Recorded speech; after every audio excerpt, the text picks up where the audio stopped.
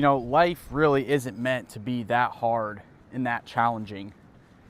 Life starts to get really easy when you hand over everything to the Lord. I think we live in a very secular culture nowadays where everyone wants to live for the world and live for their own desires and their own control. And especially with social media, hustle culture, everything involving that, I think we deem a valuable life and associate that with success and achievement and money and fame and all those other fleeting satisfactions and forms of gratification that ultimately leave us feeling very empty and don't have any value or weight and don't last at all. So what do I mean when I say that life gets easy when you live for the Lord? Well, when you stop living for yourself and trying to force an agenda that aligns with your will and your idea of what your life should look like, and you give that up and you say, Lord, you're my Savior, I love you, I trust you, I believe in you, here's my life, do with it as you will. Once you take that step, it's like you're now floating down this river on your back, just staring up at the sky, and God's just taking you on through life. Whereas before, you're class 6 rapids, you're on a raft, you're hitting rocks, you just flipped, now you're drowning. Yeah, it's not, there's no fun in that. So I'm going to tell you how life starts to get easy. And ultimately, we're here to serve the Lord. That's what we're put on this earth to do. We're not here to really make much of ourselves. I mean, all the treasures that we store up in earth are going to eventually go away. We're here to build a relationship with God, spread the gospel, bring other people to the Lord, and ultimately we're here to serve Him in what aligns with His will for our own lives. So Colossians 3:23, whatever you do, work heartily, as for the Lord and not for men, knowing that from the Lord you will receive inheritance as your reward. Whatever we do, we got to do it with our all. And that's all that really matters. It doesn't matter what we choose to do with our life or what we have as our job, as long as we're putting everything towards that, as long as we're living in a way that values the Lord and we're utilizing all the gifts that He's giving us, as long as we're serving Him in everything that we do, all our actions and our behaviors bring us back to Him and bring others to Him, hopefully, as well. And yeah, there's no specific regimen of what we need to do with our lives other than we need to serve Him and align with what He wants for us. Another one is from Deuteronomy, which I've been reading lately, and I think a lot of the things that Moses was saying to the Israelites still apply today. That's just crazy to me, but Deuteronomy 10:12. What does the Lord your God ask of you but to fear the Lord your God, to walk in obedience to Him, and to serve the Lord your God with all your heart and with all your soul? That's all He asks of us. He doesn't say, you got to have a house this big, you got to make this much money, you better get this many likes on a video. No, He says, be obedient to me, do what I ask of you, and place your faith and your love in me.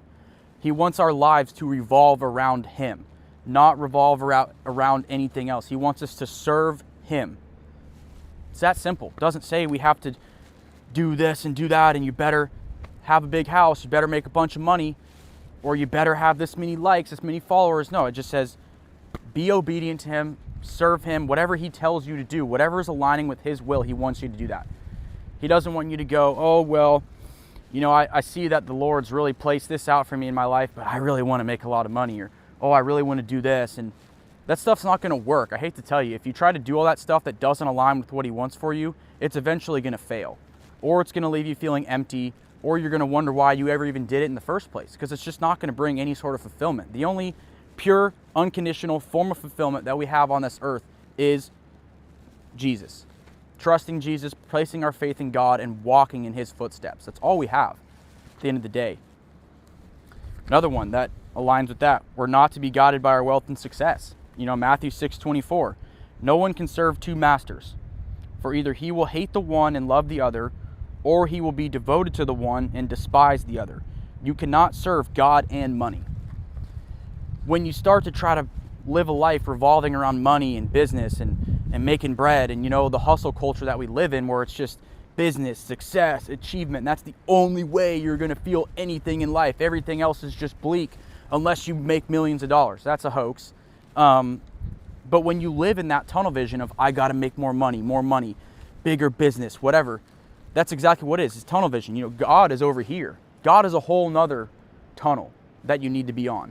But when you start living for money, you take your eyes off the Lord.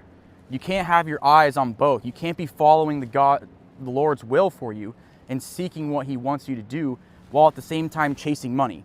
Those are two separate paths, and they don't really align with each other, because money is idle. And once you start chasing that, you take your eyes off the Lord and you stop chasing him. You got to stop chasing success and start chasing God. It's that simple. And that's what I hate about social media and everything nowadays and all these YouTube videos. It's all about success. It's all, oh yeah, bro, I just ostracized my whole family, told them to kick rocks, and said screw happiness, and did that for 10 years, didn't sleep, but now I have $1 billion business. It's awesome. Is it? Sounds pretty empty to me. You know, it sounds like you wasted a whole lot of your life not spending time with family, not listening to the Lord's will and intention for your life, and you just wasted it on something that's just going to leave you feeling empty. Why do you think people that have millions of dollars just buy another business and then speed run that to another $10 million? And, oh, let's see if we can 10x this stock, and let's see if we can flip this house. It's all false peaks. When you start chasing those idols, all that money and fame and whatever else, you think, oh, if I make it to this many dollars, I'll be happy. It's just a false summit. You think you're going to get there and you're going to be happy. Well, then you crest out and you're like, okay, well, now there's another one. Now I got to make it to 100 mil, and then I got to make it to 1 billion and whatever. You know, all those desires, fame, likes, social media, money, all these things that our modern secular culture has idolized, those are all false summits.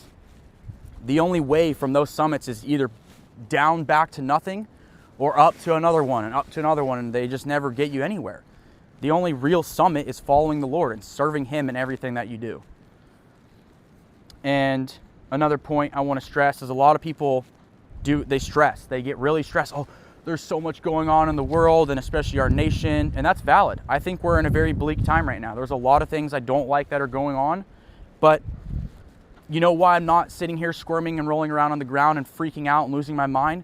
Because I know I have a God that loves me and is ultimately in control of everything that happens. He's not going to allow anything to happen that's not aligning with his will and doesn't serve a greater purpose. That's the biggest weapon that we have as humans, is to place that faith. That's the most dangerous weapon you can possess, is placing your faith in Jesus and not freaking out when things go wrong and when things are awry. And when everyone else is rolling around and panicking and everything, you're just chill, hanging out at the river, because you know there's a God that's got it all under control. And he ultimately knows what's best. Romans 8:28, and we know for those who love God, all things work together for good, for those who are called according to his purpose. If you love God and you place your faith in him and you align your life with his will, it's going to be okay. He will make it good. He will set it straight. There's nothing to worry about. People get so worried. Oh, I got to have a family at this age, and I got to have a house here, and oh gosh, I got to have this much saved, and oh, I don't even have a girlfriend yet. When you try to live like that with ultimate control over your life, I'll tell you what, it's not going to work. It's inevitably, you're going to fall short of all those time frames and everything you thought was going to happen at this point, at this day, in this place. That's all not going to work.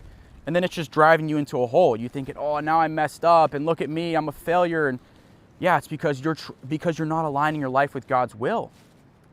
You're trying to live for yourself, and you're trying to live out of your own control, which doesn't work. That's not what God gave us. God gave us this life to do everything with his grace and his love that he's given us, but not to seek our own control and our own desires. We have to start aligning our lives with what God wants for us and what he's calling us to do. That's ultimately all it is.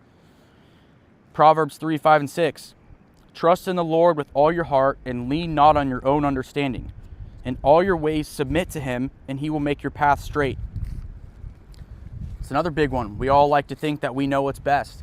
Oh, well, I have experience, and I've been doing this for this amount of time, and I have wisdom, I'm this old. And yeah, sure, experience and knowledge and stuff, that all has value, that holds weight, but that really ultimately doesn't amount to much. God is the one that knows ultimately what's best for us. Same thing, if you try to start using your understanding and your knowledge and your experience to start doing what you want with your life and living out your fleshly desires, it's not going to work. And then you're going to think you're doing something wrong. And well, you kind of are, because you're not living your life aligning with His will. You have to start aligning your steps with what He wants for you. You might think these different routes are what's best, but say, that's what I think. Ultimately, what I think and what I desire of my life and the control I think I have on my life doesn't amount to much. You start aligning your life with Him, submitting to Him and what He knows, and He will make your path straight. He will put you on that path. Whether you think it's right or not, that's what He wants for you. And you try to start living outside of His will and doing what you want and living out based on your desires and seeking that sense of control. It's not going to work, and you're just going to pile drive yourself into this hole because, now you're behind, and this guy's made more money than me, and they already have a family and a house and I don't, and it's just a huge comparison hole. It's not a way to live. And what I'm getting at here with all this is, like I was saying, life gets easy when you forget hustle culture, when you forget pile driving, how much money I can make, when you forget all that stuff that's being shoved down our throats by a very secular culture, and you forget all the chaos that's going on and all the panic and all the frenzy. Once you put all that stuff to the side and you put your heart and soul towards the Lord, and you start reading the Bible and putting time into that, everything just starts to fly away. You start to realize, wow, life really isn't that serious. Everything we store up for treasures on earth is eventually just going to become dust. It doesn't amount to anything. We can't earn God's love with it. He loved us while we were still sinners. Christ died for us while we were still sinners. And you can't earn God's love, regardless of how much money you make or what business you amount to or whatever. All that stuff God doesn't care about. He doesn't care how much money you make. He doesn't care how many followers you have. All He cares about is that you submit to Him, you serve Him, you love Him, and you're obedient to His commands. So whatever that means for you, you got to start listening to that. And I got to start listening to that too more. I mean, it's all a process for all of us, but ultimately just realize that God's in control of your life. He loves you. He has a plan for you. He knows what's best for you, and just relax. Read the Bible, build that relationship with Him, start talking to Him, praying to Him, and He'll all make it work out for you. Regardless of the path that He takes you on, you have to trust in that. You can't follow your own fleshly desires, and you cannot follow the ways of the world. You have to follow the Word.